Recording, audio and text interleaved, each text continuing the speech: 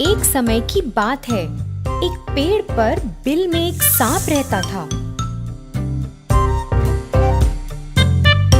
वो मेंढक, बतख और पंछियों को खाता था।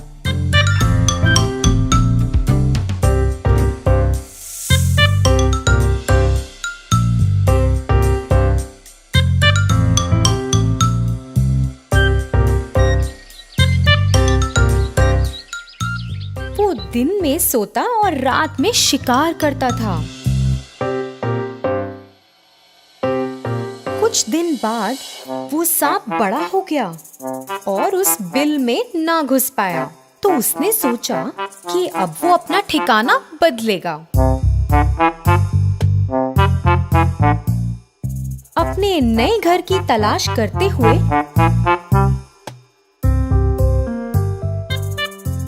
उसे एक बरगद के पेड़ पर एक बड़ा सा बिल दिखा। उस पेड़ के नीचे चींटियों की पहाड़ी थी।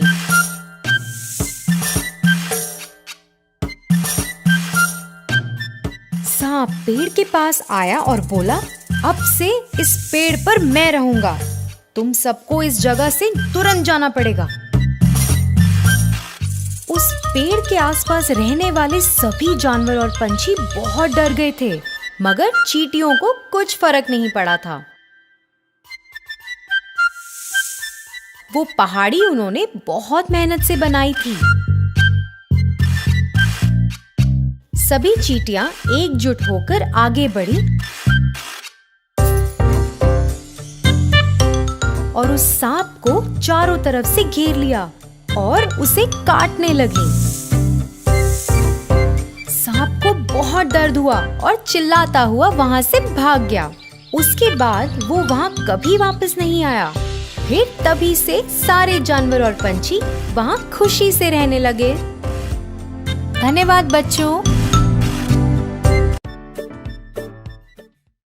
एक बार एक पहाड़ की चोटी पर एक विशाल वृक्ष पर सिंधु का नाम का एक विशेष पक्षी रहता था। पक्षी की खासियत यह थी कि जब उसकी बूंद धरती पर गिरती थी तो वे शुद्ध सोने में बदल जाती थी। वह इस पेड़ पर अकेला रहता था और शांति से वहां अपना जीवन व्यतीत कर खुश था। एक दिन एक शिकारी पक्षियों की तलाश में पहाड़ की चोटी पर घूम रहा था। कई घंटों के बाद जब वह किसी पक्षी को पकड़ने में सक्षम नहीं था, तो उसने विशाल पेड़ के नीचे कुछ देर आराम करने का फैसला किया, जिस पर सिंधु का रहता था। बस जब शिकारी सोने लगा ही था, तो पक्षी ने अचानक पेड़ के ऊपर से अपनी बूंद को गिरा दिया, जो धरती पर गिरते ही सोने में बदल गई। शिकारी के चेहरे के ठीक बगल में सोने का टुकड़ा गिरा और जब उसने देखा तो उसने चिड़िया की ओर देखा। फिर से एक और टुकड़ा गिर गया और इस बार शिकारी ने जमीन पर इसे सोने में बदलते देखा। इस सब ने शिकारी को बहुत हैरान कर दिया था।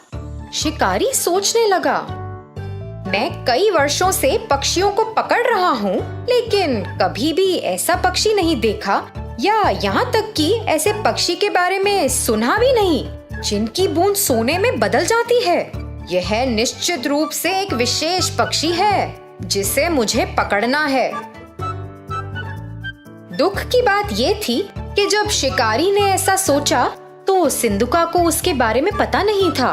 वह अपने पेड़ पर आराम कर रहा था और शिकारी योजना बना रहा था। शिकारी ने पेड़ पर एक जाल बहुत सावधानी से बिछा दिया जब पक्षी ध्यान नहीं दे रहा था और अंत में जाल में फंस गया। जब पक्षी जाल में फंस गया तो शिकारी ने उसे एक पिंजरे में डाल दिया और घर की ओर जाने लगा। उसी समय सिंधुका ने सोचा कि जाल पर ध्यान न देने के लिए वह कितना लापरवाह था और इसी कारण से बेचारा पकड़ा गया।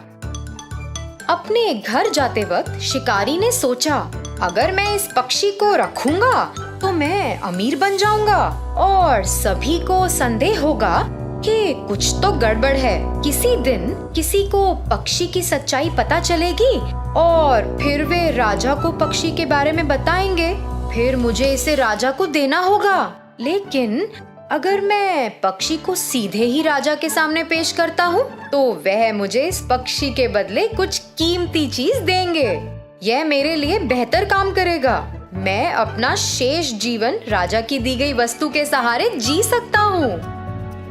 योजना के अनुसार वह सीधे राजा के महल में गया और राजा को सारी बात बताई। उसने राजा को पक्षी दिखाया और राजा एक ऐसे विशेष पक्षी को देखकर बहुत खुश हुआ जिसकी बूंद सोने में बदल जाती है। उसने अपने नौकर को बुलाया।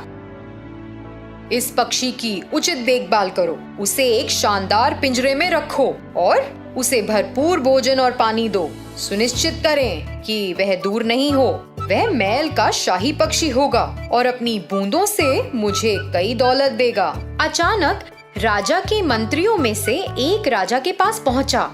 राजा जी, एक पक्षी की बूंदें सोने में कैसे बदल सकती हैं? ये तो असंभव है। आप इस राह चलते शिकारी पर कैसे भरोसा कर सकते हैं जिसे कोई ज्ञान नहीं है? मैं आपसे अनुरोध करता हूँ कि आप पिंजरे को खोलें और पक्षी को दूर जाने दें और इस शिकारी को ऐसी झूठी जानकारी देने के लिए दंडित करें। राजा ने अपने विश्वसनीय और बुद्धिमान मंत्री के शब्दों पर विचार किया और यह सच था। हाँ, कोई पक्षी सोने की बूंदें कैसे दे सकता है? मैंने इसे अपने आँखों से भी नहीं देखा। यह शिकारी शायद बदले में पैसा चाहता है।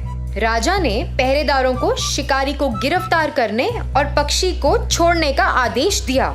जैसे ही पक्षी मुक्त हुआ, वह उड़कर पास के एक दरवाजे के शीर्ष पर पहुंच गया और वहां बैठ गया। अचानक उसने अपनी बूंदों को गिराया जो सोने में बदल गईं। राजा और उनके मंत्रियों सहित सभी ने यह देखा और चौंक गए।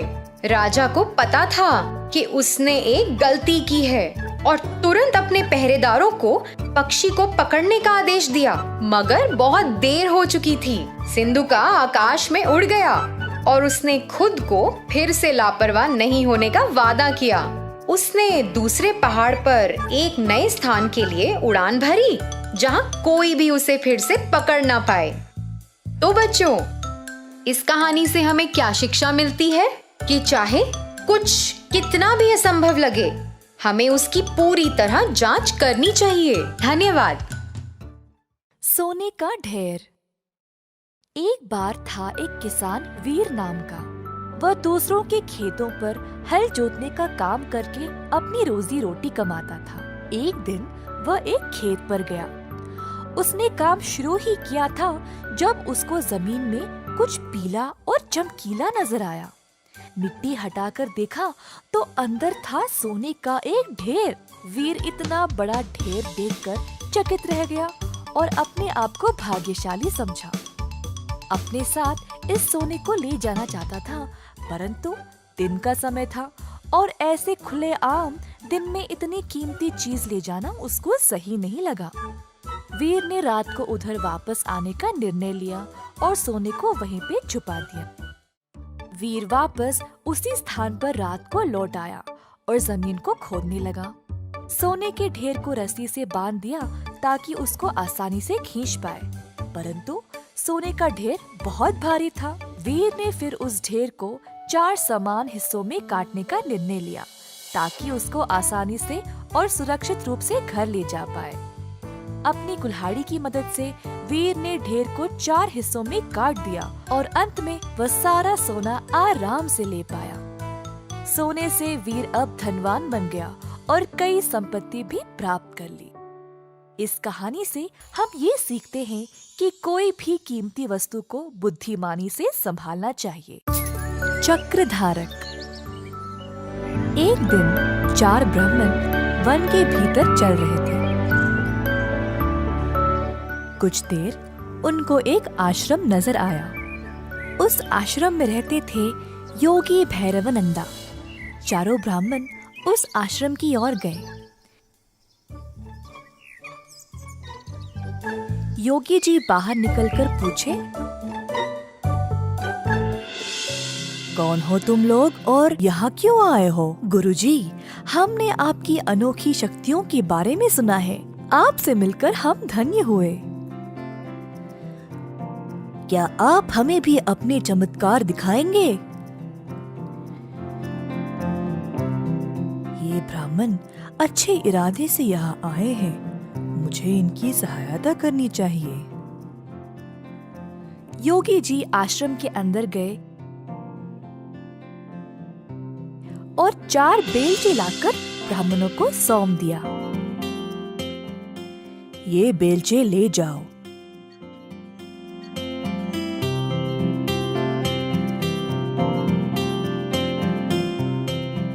गांव के पास एक छोटा तालाब है और उस तालाब के साथ ही एक अंजीर का पेड़।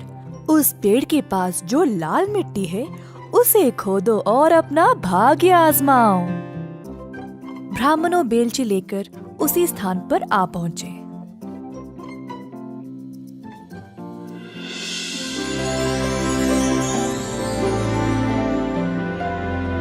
खोदते समय पहले वाले को एक तांबे की चट्टान मिली। ओह ओह, कमाल है, तांबे की चट्टान। चलो वापस चलकर इसको आपस में बांट लें।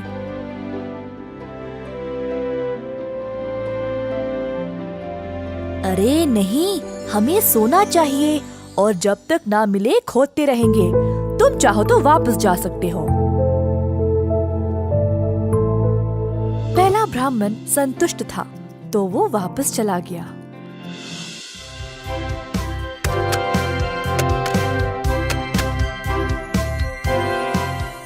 ओह ईश्वर, चांदी!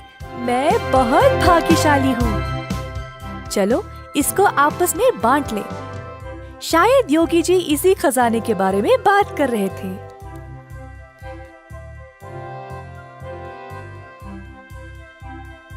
हमको अभी सोना नहीं मिला, हम कोशिश करते रहेंगे। तुम चाहो तो जा सकते हो। दूसरा ब्राह्मण अपनी प्राप्ति से प्रसन्न था और वहां से चला गया।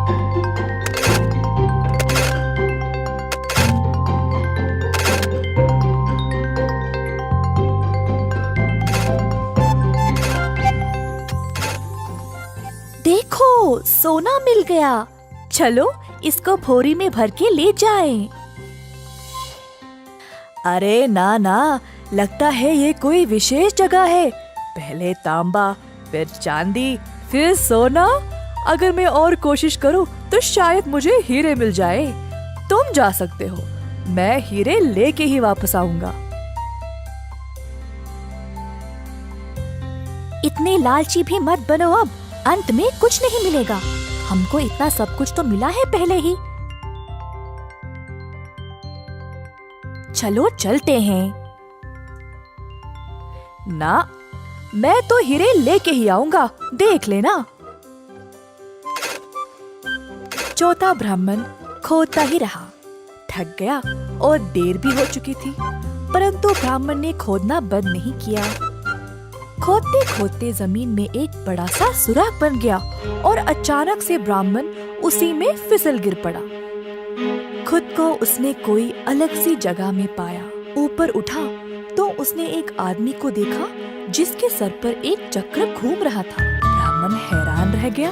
तुम कौन हो और यहाँ क्या कर रहे हो? और ये तुम्हारे सर पर चक्र क्या है? ब्राह्मण के ऐसा पूछते ही वो चक्र अब उसी के सर पर आ गया और घूमने लगा। ये क्या है? इस चक्र को मुझसे दूर करो। मैं कुछ नहीं कर सकता, ये सब ईश्वर के हाथ में है। इधर लालची लोग गिरते हैं। अब तुमको इस खजाने की रक्षा करनी पड़ेगी। तुम्हें ना भूख होगी, ना प्यास, और ना ही तुम्हारी उम्र बढ़ेगी। मृत्यु से भी मुक्त रहोगे। पहले ये बताओ, मैं इस चक्र से मुक्त कैसे हो जाऊं? लालची लोग जब ज्यादा खोदने लगते हैं तो वे इधर गिर पड़ते हैं। कोई और तुम्हारी तरह इधर गिरेगा? अरे नहीं, इतनी बड़ी जिम्मेदारी, मैं इस चक्र का भार बर्दाश्त नहीं कर सकता। ये कब से तुम्हारे सिर पर था? नहीं पता। मैं कई वर्ष पहले यहाँ आया था जब महाराज राम का राज चल रहा था। मुझे तांबा, चांदी और सोना भी मिला परंतु हीरों की लालच में मैं भी फिसल गिर पड़ा। बस मेरे पास बोलने के लिए और कुछ नहीं है।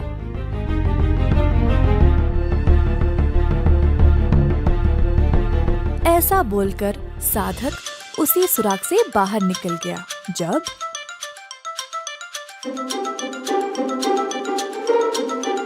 वो तो यही खोद रहा था, पता नहीं कहाँ रह गया।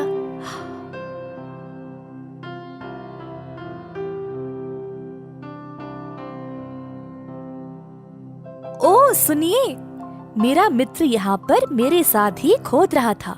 क्या आपने उसको कहीं देखा है?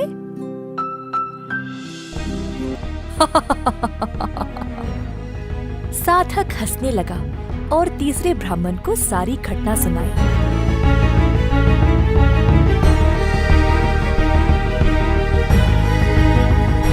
ब्राह्मण मजबूर और निराश होकर अब घर वापस लौट गया। तांबा, चांदी और सोना मिलने के बाद भी तुम रुके नहीं। अगर हमारे साथ ही वापस लौट जाते तो ये सब नहीं होता। मुझे माफ कर दो दोस्त, अब मैं तुम्हारी कोई सहायता नहीं कर सकता।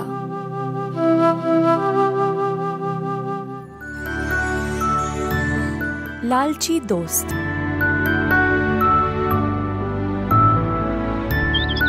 एक गांव में रहते थे 3 दोस्त, बिल्लू, नीलू और पिंकू। तीनों की दोस्ती बड़ी पक्की थी।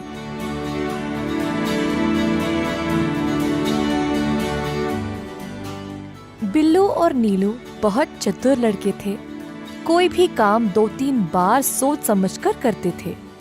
दूसरी ओर पिंकू थोड़ा लापरवाह था।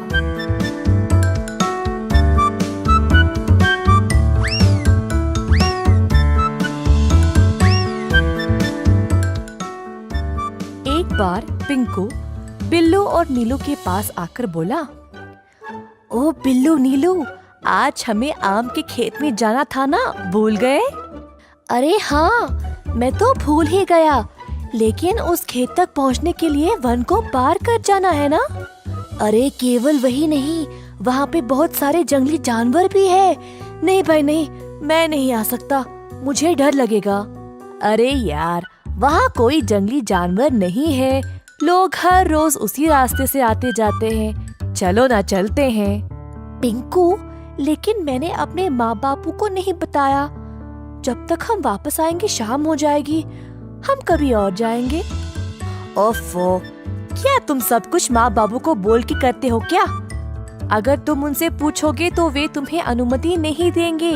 चलो हम जल्दी चलते हैं। ठीक है, परंतु अगर कुछ भी गड़बड़ हुआ तो हमें एक दूसरे की सहायता करनी पड़ेगी, किसी को भी पीछा नहीं छोड़ेंगे, ठीक है ना? अच्छा, ठीक है, अब चलो तो सही। तीनों दोस्त वन के भीतर चल पड़े, लेकिन सबको डर लगी थी, क्योंकि बचपन से वे सब एक भयानक जानवर की कहानी सुनते आए हैं जो इसी वन में रहा करता था।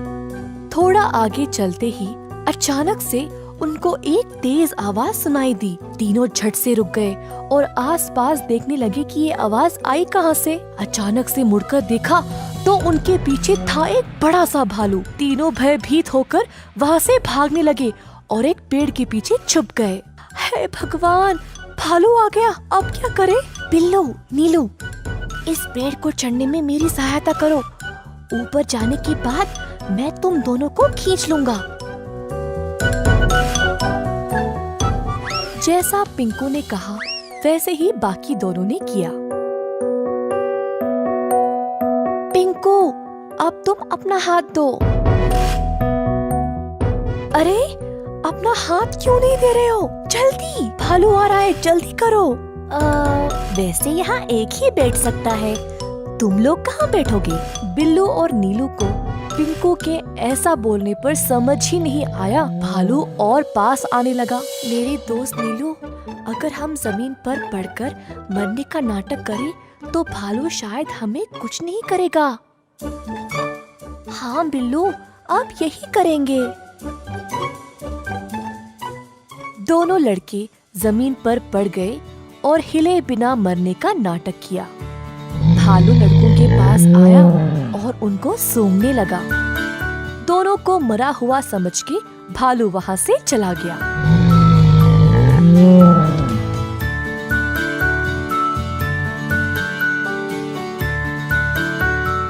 अरे वाह, तुम दोनों ने अच्छे से भालू से छुटकारा पा लिया।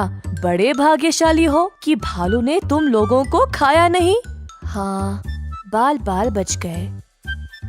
लेकिन नीलू, भालू तुम्हारे बहुत पास आया था ना? उसने तुमसे कुछ कहा क्या? हाँ, उसने बोला कि तुम जैसों से दोस्ती कभी नहीं करना। मैं तुमसे अब कभी बात नहीं करूँगा। पहले तुम मुझे नीचे उतारने में मदद करो। नहीं पिंकू, भालू ने बोला कि तुम जैसों की सहायता करने में कोई लाभ नहीं। हाँ, तुम वहीं बैठना। अब हम गांव वापस जा रहे हैं। दोनों बहुत निराश और गुस्सा होकर वहाँ से चले गए। पिंकू अकेले पेड़ के ऊपर बैठकर बस उनको देखता रहा। एक समय की बात है जब एक छोटे से गांव में रहता था एक किसान धर्मपाल नामक। धर्मपाल खेती बाड़ी करके खुद फसल उगाता था। उसके पास कुछ पशु भी थे, जैसे मुर्गी, सूअर, बकरा और एक बड़ी सी गाय जिसको वो बहुत ज्यादा पसंद करता था। गाय से उसको काफी प्यार था क्योंकि वह हर रोज बहुत सारा दूध देती थी। धर्मपाल की कमाई ज्यादातर गाय के दूध से ही मिलती थी, तो वो चाहता था कि गाय हमेशा स्वस्थ रहे। एक दिन जब धर्मपाल खेत में काम कर रहा था, उसका बेटा रोते हुए उसके पास आया। बापू, बापू, जल्दी आइए। क्या हुआ बेटा? गैया बीमार हो गई शायद। जमीन पर पड़ी है और अजीब आवाजें निकाल रही है। दूध भी नहीं दे रही है। किसान और उसका बेटा तुरंत घर की ओर गए तो देखा कि गैया बहुत कमजोर लग रही थी। जब दूध निकालने की कोशिश की तो दूध भी नहीं निकला। किसान बहुत ही परेशान हो गया। अगर यह दूध नहीं देगी तो मैं क्या करूँगा? बिना दूध के ये तो बेकार है मेरे लिए। हर बार इसके लिए दवाई और देख रेख करने का समय नहीं है मेरे पास। कुछ ना कुछ करके इससे छुटकारा ही पाना पड़ेगा। किसान को लगा कि अब गाय ठीक नहीं हो पाएगी, तो उसको खड़ा करके वन की ओर चलाते गया। गाय ने बहुत दूध दिया और अब वह उसके लिए बेकार हो चुकी थी। जंगल के भीतर पहुंचने के बाद किसान ने गाय को खुला छोड़ दिया और वहां से चला गया। बेचारी गैया अकेले और असहाय खड़ी रही। थोड़ी देर बाद गाय जंगल से डरने लगी और वहां से निकलने का रास्ता ढूंढने लगी। अपनी हिम्मत जुटाकर चलने लगी। बहुत देर बाद आखिरकार वह खुली जगह पर पहुंच गई, पर उसको पता ही नहीं था कि वह कहाँ आ गई। अचानक से उसने एक छोटा सा घर देखा और जल्दी उसकी ओर चलने लगी। घर तक पहुंचते ही वह थकावट से बेहोश गिर पड़ी दरवाजे के पास। यह एक गरीब आदमी मधु का घर था। सुबह सवेरे मधु बाहर आया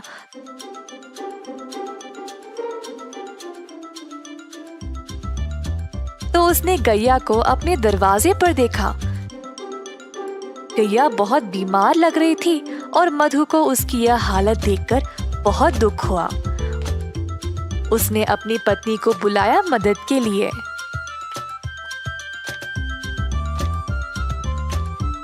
ओ सुनती हो, यह बेचारी गैया बहुत बीमार है। इसका ख्याल रखना पड़ेगा। मेरे पास थोड़ा सा घास और चावल है जो यह खा सकती है।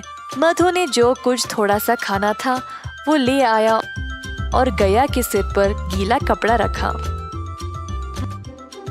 मधु और उसकी पत्नी ने बहुत दिनों तक गैया का ख्याल रखा और धीरे धीरे गैया की हालत बेहतर होने लगी। जल्द गाय अपने आप चलने लगी। मधु गैया से बातें करता था, रोज उसको खिलाते हुए। गैया को भी मधु से बहुत लगाव हो गया। एक दिन जब मधु घर के बाहर सफाई कर रहा था, गैया उसके सामने आ गई। अपना पैर जमीन पर पटका और मजबूती से खड़ी हो गई। पहले मधु को समझ नहीं आया, फिर उसको लगा कि शायद वो दूध देना चाहती है। मधु ने एक मटका लाया और गाय से दूध निकालने लगा। इतना सारा दूध देखकर मधु खुशी से झूम उठा। जल्दी वह अपनी पत्नी को दिखाया, देखो क्या हुआ आज, गौ माता ने दूध दिया है। हम इसको बेचकर अच्छा पैसा कमा सकते हैं।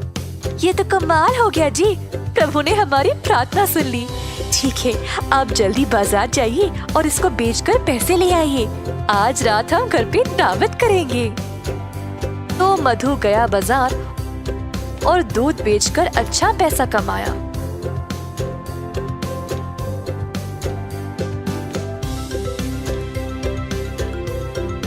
उसने भगवान को धन्यवाद किया उसको गैया देने के लिए। मधु दूध बेचने लगा और जल्द अपने शुद्ध दूध के लिए मशहूर बन गया। गांव वालों को अब केवल उसी का दूध चाहिए था, जिसके लिए अच्छी रकम भी दिया करते थे। इस बात की खबर धर्मपाल तक पहुंच गई। मेरी गैया को चुराने की हिम्मत कैसे हुई इसकी, और अब वह अच्छे पैसे कमा रहा है। मैं अभी जाकर उसको वापस लूंगा, वो तो मेरी गाय है। धर्मपाल गया मधु के घर। मैंने सुना मेरी गैया तुम्हारे पास है और तुम उसका दूध बेच रहे हो। ये तुम्हारी नहीं है, दे दो मुझे वापस। यह सच नहीं है, गाय बहुत बीमार थी और मरने वाली थी। तुमने इसका ख्याल नहीं रखा, पर मैंने इसको ठीक किया है, तो यह मेरी है। तुम गाय को वापस नहीं ले सकते। मैं चुपचाप नहीं बैठने वाला, ग्राम प्रधान के पास जाकर उनसे बात करूंगा। अब वही फैसला करेंगे। तो दोनों आदमी ग्राम प्रधान के पास जाकर अपनी समस्या सुनाई। तो यह है तुम लोगों की समस्या, यह तो बहुत आसान है, मैं हल कर दूंगा, चिंता ना करो। धर्मपाल को लगा अब वह जीत ही गया। उसको पता था कि वही गाय का असली मालिक है, तो बस उसी का नाम सुनने का इंतजार करता खड़ा रहा। तुम दोनों गाय के दाएं और बाएं खड़े हो जाओ। तो दोनों इसी प्रकार गाय के आजू बाजू में खड़े हो गए। कुछ देर तक सब चुपचाप थे। अचानक से गाय अपनी जगह से हिली और मधु के पास आकर खड़ी हो गई। अतः ग्राम प्रधान ने यह निर्णय लिया कि गाय मधु की ही है, क्योंकि उसी ने उसको प्यार दिया और उसको अच्छे से ख्याल रखा। अब गैया ने अपना मालिक खुद चुना है, तो मैं इसकी इच्छा टाल नहीं सकता। मधु, ले जाओ अपनी गाय को। मधु बहुत खुश हो गया और गैया को अपने घर ले चला। धर्मपाल निराश होकर पछताने लगा कि उसने गैया को पहले जाने ही क्यों दिया था। इस कहानी से हम यह सीखते हैं कि कठिन समय में अपने वरदान को ऐसे ही जाने ना दें। आपके पास जो है उसको हमेशा महत्व दें।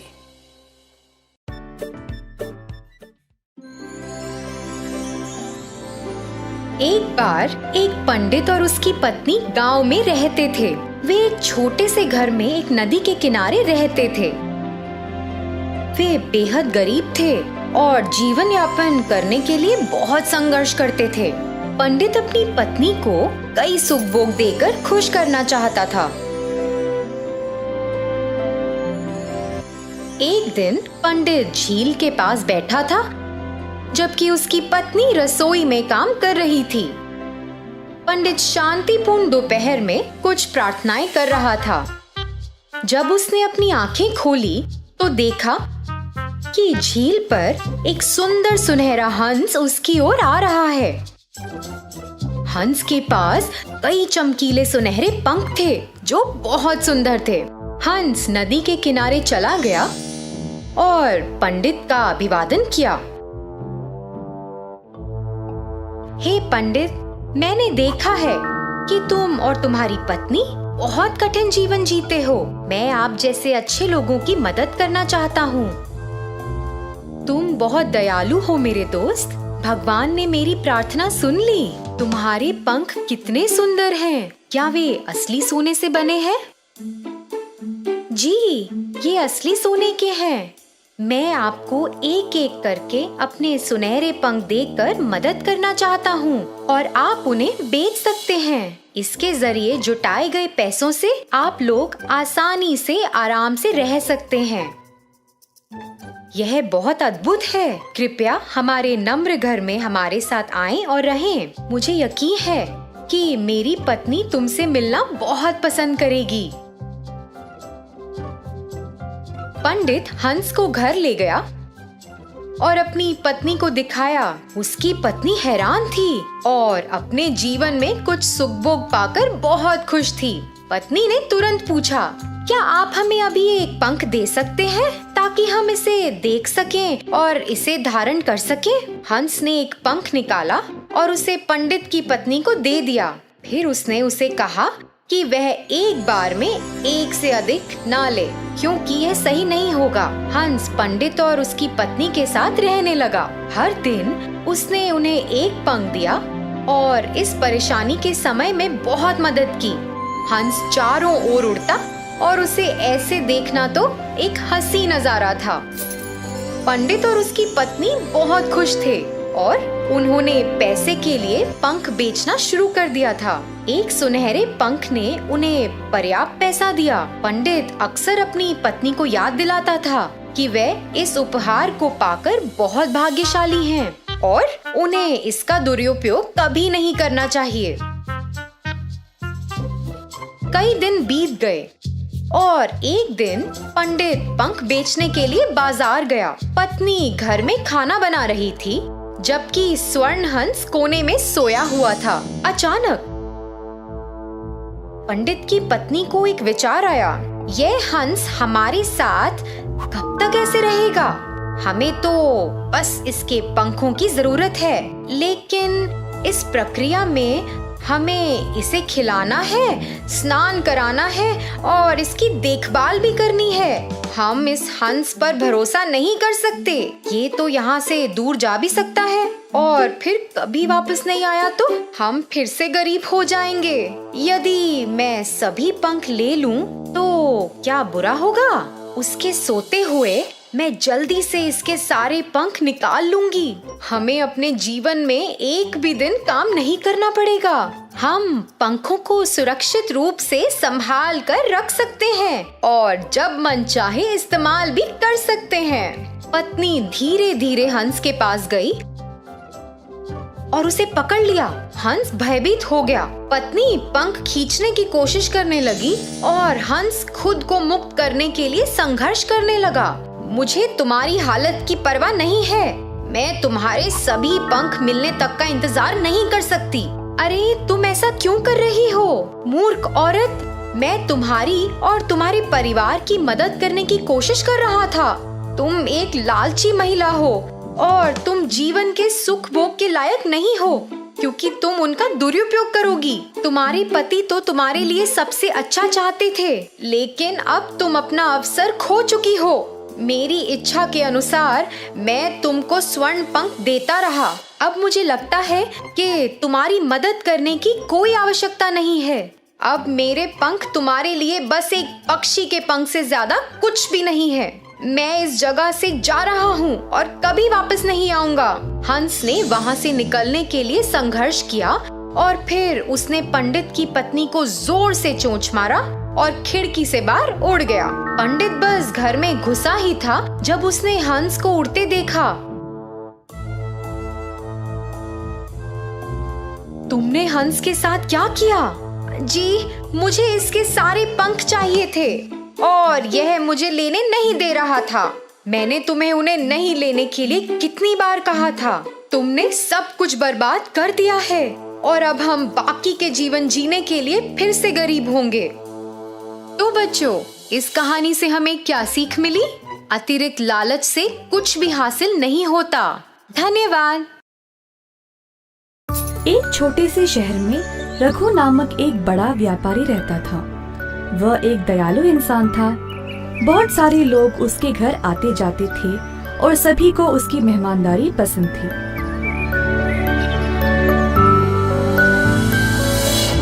लेकिन एक दिन उसने अपना धन एक व्यापार में लगाया जिसका नुकसान हो गया, जिसकी वजह से रघु ने अपना सारा धन दौलत खो दिया। उस दिन से कोई उसके पास नहीं जाता था। रघु को बहुत अकेला लगने लगा।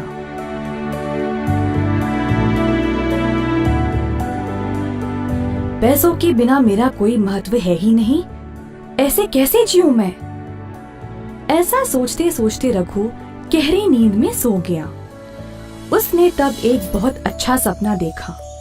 सपने में एक साधु ने उससे बोला, ओ रघु, तुम बहुत ही अच्छे इंसान हो, मैं तुम्हारी सहायता करूंगा। कल मैं तुम्हारे घर आऊंगा, फिर मेरे सिर को तुम एक लकड़ी से छूना और मैं सोने में बदल जाऊंगा। उस सोने का उपयोग करके अपनी परेशानियों से निकल जाओ।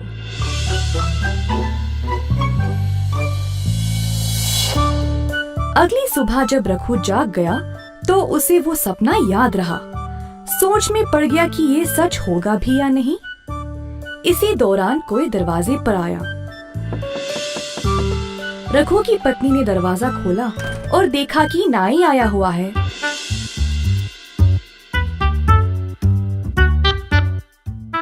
नाई अपने काम पे लग गया और रघु निराश होकर बैठा रहा। फिर से किसी ने दरवाजा खटखटाया।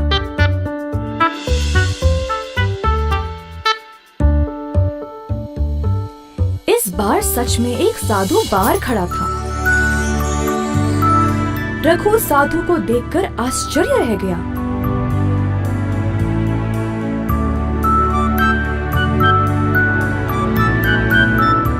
जल्दी से वो लकड़ी ले आया और साधु के सर को उससे छुआ। रघु को विश्वास ही नहीं हुआ कि साधु सच में सोने के रूप में बदल गया। नाई भी ये देखकर अचरज रह गया। रघु ने थोड़ा सा सोना नाई को भेंट में दिया और बोला कि जो कुछ हुआ वह किसी को इस बारे में नहीं बताए। नाई इस बात से सहमत होकर वहाँ से खुशी खुशी सोना लेकर चला गया। कुछ देर बाद वह सोचने लगा, अच्छा, तो इन साधुओं के सिर पर लकड़ी से मारने से ये सोने में बदल जाते हैं। अगले दिन ये लालची नाई एक मंदिर गया और सभी भिक्षुओं को अपने घर भोजन पे बुलाया।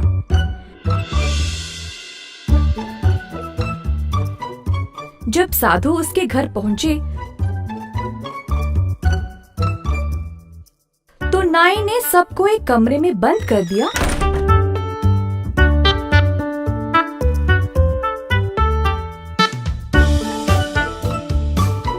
और लकड़ी से सबके सिर पर मारने लगा।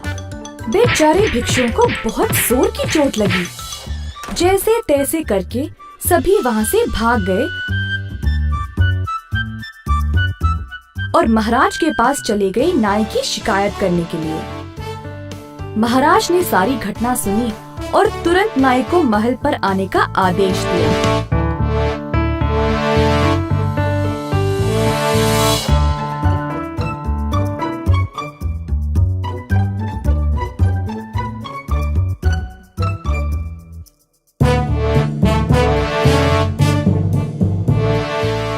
तुमने इन भिक्षुओं को क्यों मारा? पूछा महाराज ने। जो कुछ नाई ने रघु के घर पर देखा उसने सब कुछ बताया। फिर महाराज ने रघु को भी उधर बुलाया और उससे भी यही सवाल किया। प्रणाम महाराज। जी हाँ, ये सच है कि वो साधु सोने में बदल गया, परंतु मैंने उसके सिर पर मारा नहीं। लगता है इस नाई को पूरी कहानी पता ही नहीं। रघु ने महाराज को सब कुछ बताया और उसके वो सपने के बारे में भी। आखिरकार महाराज को सब समझ आ गया और उस लालची नाई को उसके कर्मों के लिए बंदी बना लिया।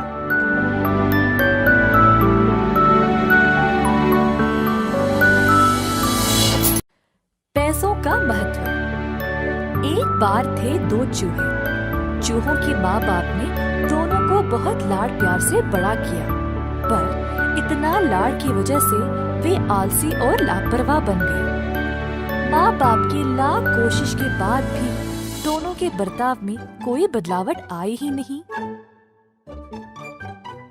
एक दिन पापा चूहे ने दोनों बच्चों को बुलाया और कहा, मुझे नहीं लगता कि तुम दोनों इस परिवार का ख्याल रख पाओगे। तुम दोनों में कोई प्रगति दिखाई नहीं दे रही है।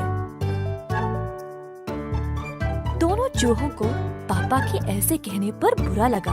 पापा, अपने आप को साबित करने के लिए हमें एक मौका दीजिए। ठीक है, तुम्हें एक मौका मिलेगा, पर मुझे बदलावट नजर आनी चाहिए। साबित करो मुझे कि तुम दोनों भी कमा सकते हो और जिम्मेदार बन सकते हो।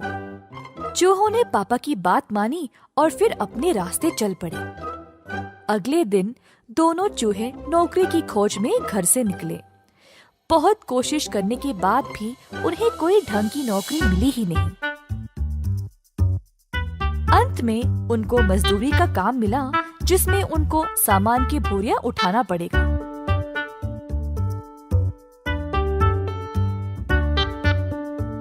दिन भर मजदूरी करके अपनी पगार लेकर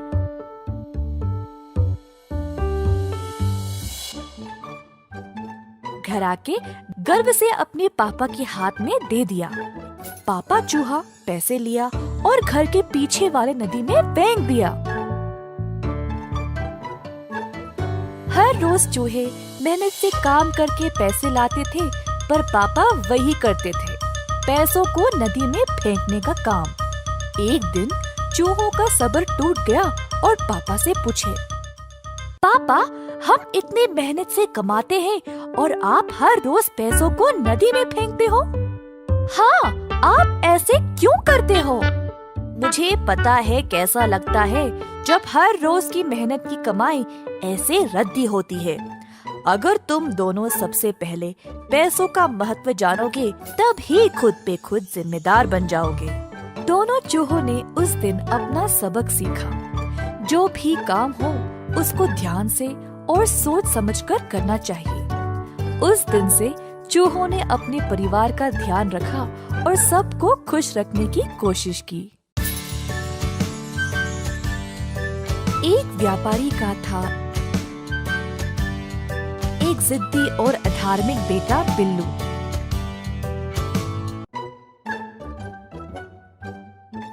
बिल्लू के माँ बाप उसको देखकर दुखी होते थे कि ये कितना लापरवाह है। एक दिन बिल्लू की मैया उसे डांट डांट के थक गई थी।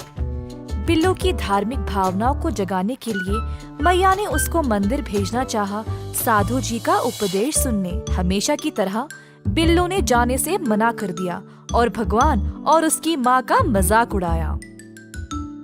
और कोई रास्ता ना मिलने के कारण मैया ने बिल्लू को वादा किया कि अगर वो साधु जी के उपदेश को सुनेगा तो वह उसे 1000 तांबे के सिक्के देगी। लालची बेटे ने पैसों के लिए माँ की बात मान ली।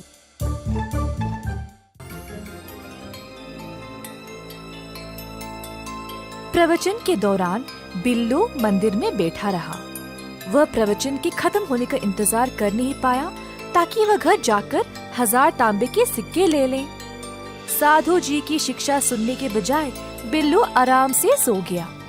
अगली सुबह बिल्लू घर वापस आया और अपनी मैया से वो 1000 सिक्के ले लिए।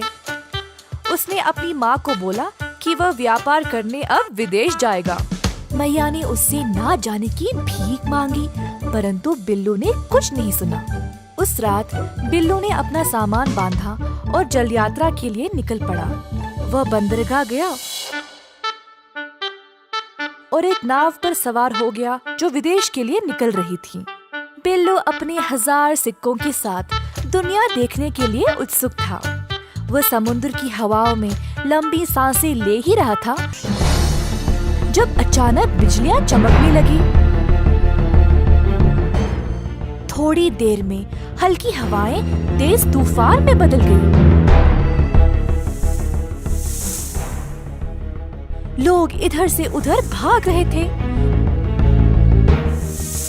नाव उलट पुलट हो रही थी। और नाव का कप्तान सब कुछ काबू में रखने की कोशिश कर रहा था। बिल्लू डर से कांपने लगा क्योंकि वह कभी भी घर से इतना दूर नहीं रहा। अपनी जान के लिए वह रोने लगा।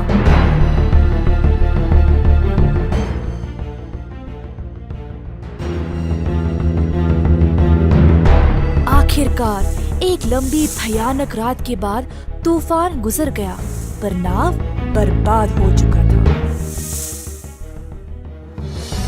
जैसे तैसे करके बिल्लू समुद्र तट तक तैरते हुए आ गया। खुद को रेत पर घसीटते हुए खांसने लगा। जब उसने अपने चारों ओर देखा तो उसे एहसास हुआ कि वह एक द्वीप पर था। उसे अपने इर्द गिर्द एक भी मनुष्य नजर नहीं आया। बिल्लू गला फाड़कर आंसू बहाने लगा। अगर अपनी मैया की बात मानी होती तो आज वह इस परिस्थिति में फंसा नहीं होता। बिल्लू को अपनी अवज्ञा और लालच का भारी रकम देना पड़ा। बाकी चीजों के साथ साथ अपने 1000 तांबे के सिक्कों को भी खो डाला। किसान और लालची बेटा। एक बार रहता था एक गरीब किसान। वह बहुत परिश्रमी था, पर इतना मेहनत करने के बावजूद भी उसकी खेत में कोई फसल नहीं थी। एक दिन पेड़ के नीचे विश्राम करते समय उसने एक सांप घर देखकर सोचा, शायद ये नाग ही इस खेत का रक्षक है। अगर मैं इसकी सेवा करूंगा तो मेरी खेत भी उपजाऊ हो जाएगी। अगले दिन किसान एक दूध की कटोरी ले आया और कहा, ओ नाग देवता, कृपया मुझे समृद्धि और सफलता का आशीर्वाद दे। सांप ने सारा दूध पिया और एक सोने का सिक्का उसके लिए छोड़ा। सोने का सिक्का? तो ये सच है। ये नाग देवा मेरे लिए शुभ है। धन्यवाद ओ नाग देवता। इसी प्रकार कई दिनों तक चलता रहा। एक दिन किसान को काम के लिए शहर जाना पड़ा। उसने अपने बेटे को बोला, बेटा, हर रोज नाग देवता को दूध देना नहीं भूलना। जी बापू, चिंता मत करो, मुझे पता है कैसे करना है। किसान के निकलने के बाद बेटा सांप को दूध देने लगा तो सांप ने रोज की तरह एक सोने का सिक्का दिया। बेटा सोचा, हर रोज एक सिक्का कम है, मुझे सारे एक साथ ही चाहिए। कल मैं सांप को मार के सारे सिक्के निकालूंगा। अगले दिन दूध देते समय किसान के बेटे ने सांप को लकड़ी से मारने की कोशिश की। सांप तो बच निकला, परंतु उसने लड़के को डस लिया। जब किसान वापस आया तो उसे इस घटना का पता चला और वह दुखी हो गया।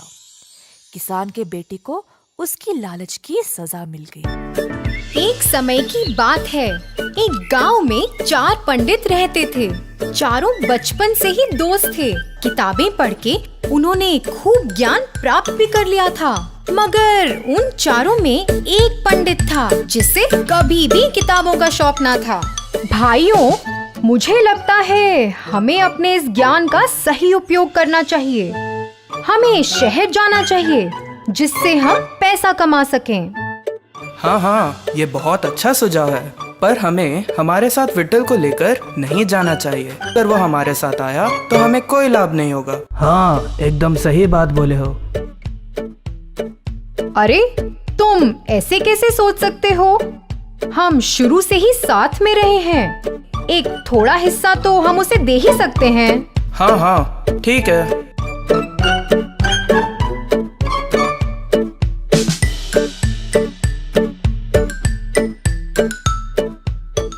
चारों पंडित शहर की ओर चल पड़े। चारों चल ही रहे थे कि एक मक्खी दूसरे पंडित के आसपास मंडरा रही थी। पंडित उससे बहुत तंग हो रहा था।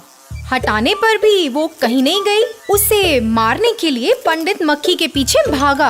अरे, तुम उसके पीछे क्यों भाग रहे हो? हम वैसे भी इतना बोझ उठाकर चल ही रहे हैं।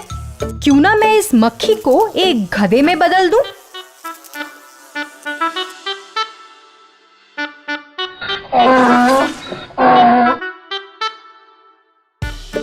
हाँ हाँ, हम अपना सामान गधे पे चढ़ाकर आराम से यात्रा कर सकते हैं। एक गधा इतना बोझ नहीं उठा पाएगा, तो आप अपना सामान मुझे दे सकते हो।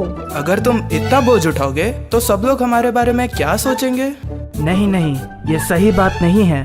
तुम्हें हमारे साथ लाने का हमारा सुझाव था, तो जैसा हम बोलेंगे तुम्हें मानना पड़ेगा। इस गधे को मैं एक बलवान जानवर में तब्दील कर दूंगा, एक बाघ में। क्या एक बाघ में तब्दील करोगे? नहीं नहीं, ये सही नहीं है। एक बाघ तो हमारे लिए एक बहुत बड़ी मुसीबत बन जाएगा। तुम मूर्ख हो, तुम्हें क्या पता, हम जैसा बोलेंगे भाग वैसा ही करेगा। तुम बीच में मत पड़ो। तुम विट्ठल की मत सुनो, उसे इस बारे में कोई ज्ञान नहीं है। हाँ, हमने वैसे भी बहुत समय बर्बाद कर लिया है। अगर एक बाघ हमारे साथ हमारा बोझ उठाकर चलेगा तो सब लोग हमारी वाहवाही तो करेंगे। इसी दौरान उन तीनों पंडितों ने उस गधे को एक बाघ में बदल दिया और तभी विट्ठल तो झट से पेड़ पर चढ़कर बैठ गया। जो गधे से बाघ में तब्दील हुआ वो तो एक खूंखार जंगली जानवर था और फिर उसने तीनों पंडितों पर हमला बोल दिया। अरे बाप रे, अगर इन्होंने मेरी बात मानी होती तीनों जीवित होते। तो बच्चों, बिना बुद्धि के हमारी विद्या व्यर्थ है।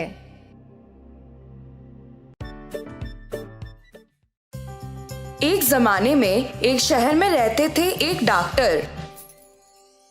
वे एक अति उत्तम और दयालु डॉक्टर थे और अपने काम में भी बहुत अच्छे थे। सारे गांव वाले उन्हें बहुत पसंद करते थे और लोगों की मदद करने के लिए हर कोई उन्हें बहुत सम्मान भी करता था। एक बार देर रात को बाहर बहुत तेज बारिश हो रही थी और डॉक्टर के दरवाजे पर किसी ने दस्तक दी। जब डॉक्टर ने दरवाजा खोला, उन्होंने देखा एक आदमी पूरी तरह भीगा हुआ था और कांप रहा था। श्रीमान, आप कौन हैं? इतनी बारिश में बाहर क्या कर रहे हैं? कृपया मेरी मदद करें। मेरा घर यहाँ से बहुत दूर है और मैं बहुत बीमार महसूस कर रहा हूँ। मैं बहुत कमजोर हो गया हूँ। मुझे नहीं लगता कि मैं घर पहुँच पाऊंगा। कृपया मुझे आज रात यहीं रहने दें और मेरा इलाज करें। अंदर आ जाइए, आप आज रात यहाँ विश्राम कर सकते हैं। वो आदमी बहुत आभारी होकर अंदर आ गया, जबकि डॉक्टर ने उसकी सर्दी और फ्लू दूर करने के लिए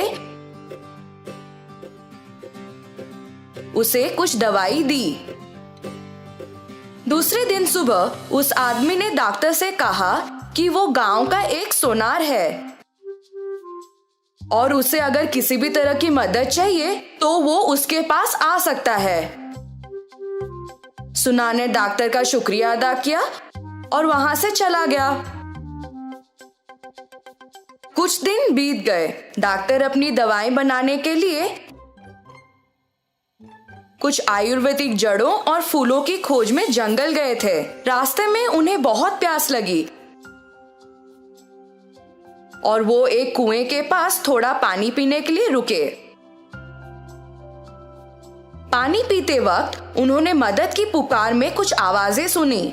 जब उन्होंने थोड़ी दूर देखा तो एक विशाल पेड़ जमीन पर गिर गया था। ऐसा लगा कि उस पेड़ के पास से मदद के लिए आवाज आ रही थी, इसलिए वे उस पेड़ की ओर भागे। पेड़ के नीचे एक बाघ और सांप सभी शाखाओं और पत्तों के बीच फंस गए थे। कृपया करके मुझे बचा लो, मेरा पैर इस पेड़ के नीचे फंस गया है और मैं बाहर नहीं निकल पा रहा। कृपया मेरी भी मदद करें, मैं सभी शाखाओं में फंस गया हूँ और अपना रास्ता नहीं बना पा रहा हूँ। डॉक्टर जंगली जानवरों से थोड़ा भयभीत थे और मदद करने के लिए हिचकिचा रहे थे। चिंता मत करो, मैं तुम्हें नुकसान नहीं पहुंचाने का वादा करता हूँ। डॉक्टर ने बाघ पर यकीन कर लिया और पेड़ को उठा लिया। बाघ आजाद हो गया और डॉक्टर को उसकी मदद करने के लिए धन्यवाद कहा। यदि तुम्हें कभी किसी सहायता की जरूरत हो तो मुझे मदद के लिए पुकारना और मैं तुम्हें बचाने आ जाऊंगा। डॉक्टर ने बाघ को धन्यवाद कहा और सांप को बाहर निकालने लगे। जब सांप आजाद हो गया तो उसने भी डॉक्टर का शुक्रिया अदा किया और वही बोला, आपने मेरी जान बचाई है और मैं भी आपका एहसानमंद हूँ। यदि आपको कभी किसी सहायता की जरूरत हो तो मुझे बुलाएं और मैं आपकी मदद करने आ जाऊंगा। बाघ और सांप चले गए और डॉक्टर वापस घर आ गए। कुछ दिन बीत गए और डॉक्टर दवा बनाने के लिए जड़ों और जड़ी बूटियों को इकट्ठा करने के लिए फिर से जंगल गए। अचानक उन्होंने एक तेज आवाज सुनी और एक तेंदुए द्वारा हमला किए जाने वाले थे।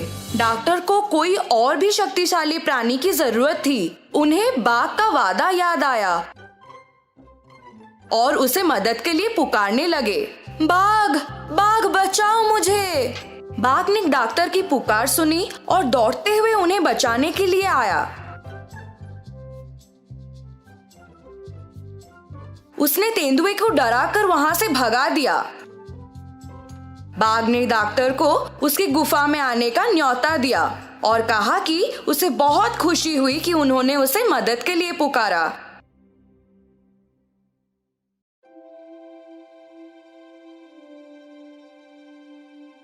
उसने डॉक्टर को कुछ सोना भी दिया जो उसे जंगल में मिला था और उसके साथ व्यापार करने के लिए कहा। जैसे ही डॉक्टर बाघ के गुफा से निकले, उन्हें सोनार के वादे के बारे में याद आया और वो गांव चले गए।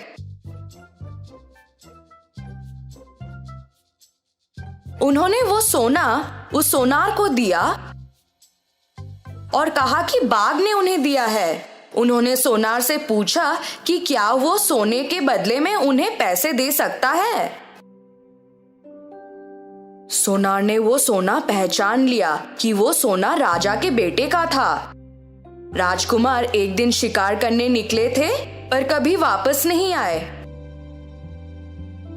सोनार को तब राजा की घोषणा याद आई, जो भी राजकुमार या सोना को खोज पाएगा या वापस ले आएगा उसे खजाने से पुरस्कृत किया जाएगा। सोनार ने डॉक्टर को इंतजार करने को कहा, यह बोलकर कि वो सोने का गुण परखना चाहता है। उसी दौरान वो दुष्ट सोनार अपने घर के पीछे वाले रास्ते से निकल गया और राजा के पास गया उन्हें वो सोना दिखाने के लिए। उसने राजा को बोला कि एक आदमी के पास ये सोना था और शायद उसी ने राजकुमार को मारा होगा। राजा को बहुत गुस्सा आ गया और उन्होंने तुरंत डॉक्टर को सजा दी। जैसे ही डॉक्टर को जेल में डाला गया, वे चिल्लाने लगे, मुझसे कोई भूल नहीं हुई है। वो सोना मुझे मेरे दोस्त बाघ ने दिया था। सोना झूठ बोल रहा है। कृपया मुझे यहाँ से जाने दो। जब डॉक्टर जेल में कैद थे, तब एक चूहा उनके पास आया और उनसे बोलने लगा, मैं तुम्हारी मदद करना चाहता हूँ पर मैं ज्यादा कुछ नहीं कर सकता। किसी ऐसे को पुकारो जो वाकई में तुम्हारी मदद कर सके। शायद वे आ जाएं। डॉक्टर को तब सांप के बारे में याद आया और वे उसको पुकारने लगे, ओ सांप, कृपया आकर मेरी मदद करो। जब सांप आया, उन दोनों ने पूरी घटना के बारे में बात की। तब सांप को एक विचार आया कि वो रानी को डस लेगा।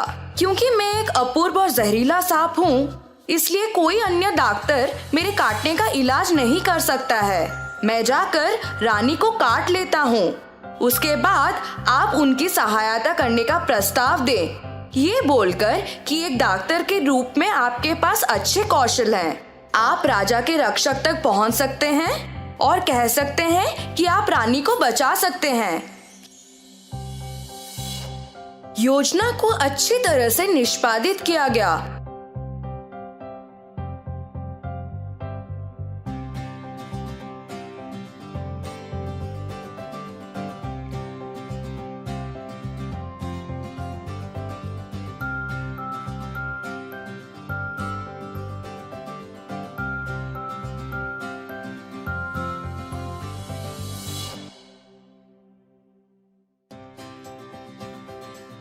और राजा डॉक्टर से बहुत खुश हो गया।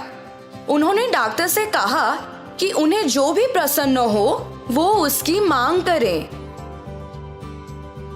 किंतु डॉक्टर ने कहा, मुझे कुछ नहीं चाहिए। उस सोनार ने आपसे झूठ बोला। मुझे वो सोना मेरे बाग दोस्त ने दिया था। कृपया करके आप उस सोनार को सजा दें। राजा को बहुत गुस्सा आ गया और उन्होंने डॉक्टर को छोड़ दिया। किंतु उस सोनार को बंदी बना लिया। तो बच्चों, हमने क्या सीखा? हमेशा हर एक वादे या इंसान पर भरोसा नहीं करना चाहिए। चूहे की शादी। एक बार गंगा के तट के किनारे था एक सुंदर सा आश्रम जहाँ पर कुछ तपस्वी रहते थे शांति से, और गुरु यज्ञ के कुछ चेले जो हमेशा ध्यान करने में मग्न रहते थे। गुरु यज्ञ आत्मा अनुशासन का पालन किया करते थे। एक दिन जब गुरुजी स्नान कर रहे थे, तब एक चील अपने पंजे में एक चूहे को लिए उधर से उड़ रहा था। अचानक से चूहा चील के पकड़ से छूट गया और सीधा गुरुजी के हाथों में गिर पड़ा।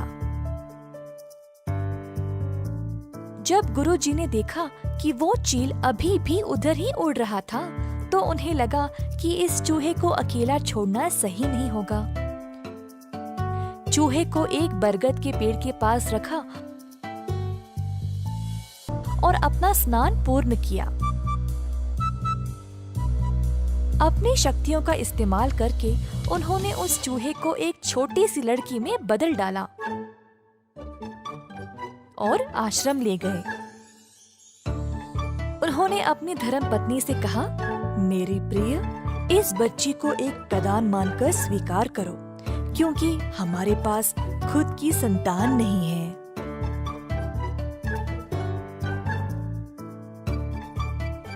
तो छोटी लड़की आश्रम में रहने लगी गुरुजी के ख्याल में।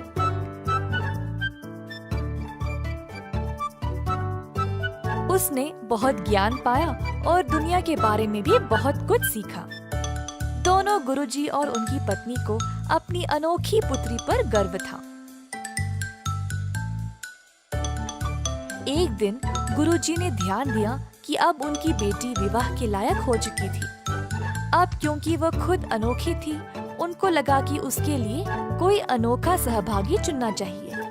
अगली सुबह अपनी शक्तियों का उपयोग करके गुरुजी ने सूर्य भगवान को बुलाया और कहा, कृपया मेरी पुत्री से विवाह करें। अगर इसकी मर्जी है तो मेरी इच्छा है कि आप इसकी सहभागी बने। परंतु बेटी ने बोला, पिताजी, सूर्य भगवान तो पूरी दुनिया को रोशन करते हैं, पर वे बर्दाश्त के बाहर गर्म हैं और आग जैसे हैं। मुझे इनसे विवाह नहीं करनी। कृपया आप कोई और ढूंढे। गुरुजी सोचने लगे, सूर्य भगवान से भी अच्छे कौन है? सूर्य भगवान ने सलाह दी, गुरुजी, आप बादल राजा से बात कर सकते हैं। वह मुझसे भी महान है, क्योंकि वह मुझे और मेरी रोशनी को छुपा सकते हैं।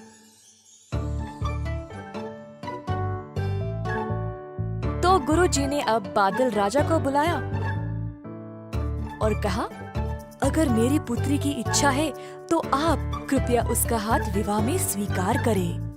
परंतु बेटी ने फिर से कहा, पिताजी, बादल राजा बहुत ही अंधेरे, गीले और ठंडे हैं। मुझे इनसे शादी नहीं करनी। कृपया किसी और को ढूंढे। गुरुजी सोचने लगे, अब बादलों के राजा से भी महान कौन है? बादल राजा ने सलाह दी, गुरुजी, आप वायु राजा से बात करें। वे मुझसे भी महान हैं, क्योंकि वे मुझे उड़ा सकते हैं। तो गुरुजी ने अब वायु राजा को बुलाया। अगर मेरी पुत्री की इच्छा है तो आप कृपया उसका हाथ विवाह में स्वीकार करें। परंतु बेटी ने कहा, पिताजी, वायु राजा बहुत ही बेचैन और तेज है। हर समय दिशा बदलते रहते हैं। मुझे इनसे शादी नहीं करनी। आप किसी और को ढूंढे। गुरुजी फिर से सोच में पड़ गए। अब वायु राजा से भी महान कौन है? वायु राजा ने सलाह दी, गुरुजी, आप पर्वत महाराज से बात कर सकते हैं। वे मुझसे भी महान हैं, क्योंकि वे मुझे रोक सकते हैं। तो गुरुजी ने अब पर्वत महाराज को बुलाया और कहा, अगर मेरी पुत्री की इच्छा है तो आप कृपया उसका हाथ विवाह में स्वीकार करें। पर बेटी फिर से बोल उठी, पिताजी, पर्वत महाराज बहुत ही सख्त और कठोर है। वह एक ही जगह रहते हैं। मुझे इनसे शादी नहीं करनी। कृपया आप किसी और को चुनें। गुरुजी सोचने लगे, अब पर्वत महाराज से भी महान कौन है? पर्वत महाराज ने सलाह दी, क्यों ना आप चूहे के राजा से बात करें। वह मुझसे भी महान है, क्योंकि वे मुझ में भी छेद बना सकते हैं।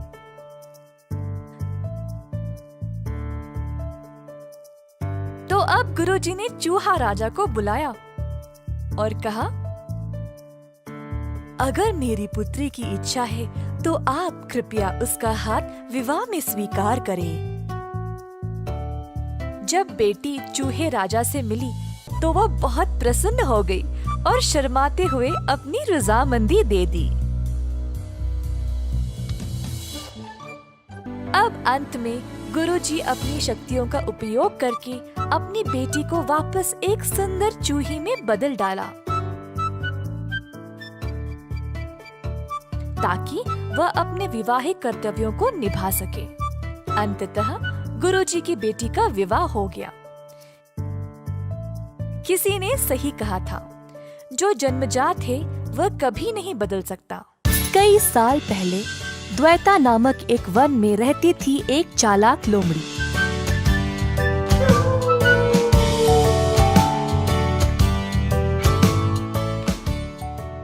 एक दिन तेज भूख के कारण लोमड़ी पूरे वन में खाना के लिए ढूंढ रही थी।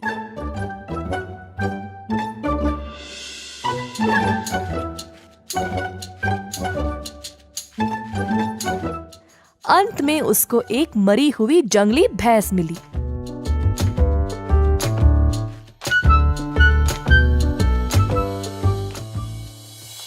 अरे वाह, आज तो बड़ा अच्छा ही दिन है।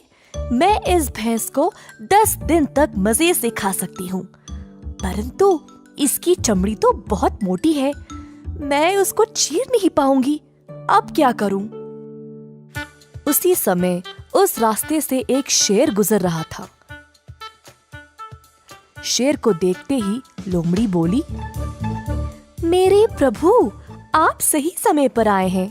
आइए, हम दोनों इस जंगली भैंस का मांस साथ साथ खाएंगे।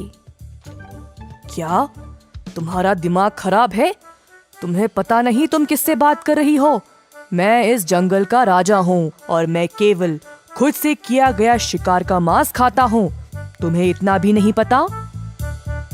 ऐसा कहकर शेर वहाँ से चला गया। कुछ समय बाद वहाँ एक बाघ आया। लोमड़ी सोचने लगी, ओफो, अगर ये बाघ इधर आया तो सब कुछ खा जाएगा और मेरे लिए कुछ नहीं बचेगा। कुछ भी करके इसको यहाँ से भगाना पड़ेगा।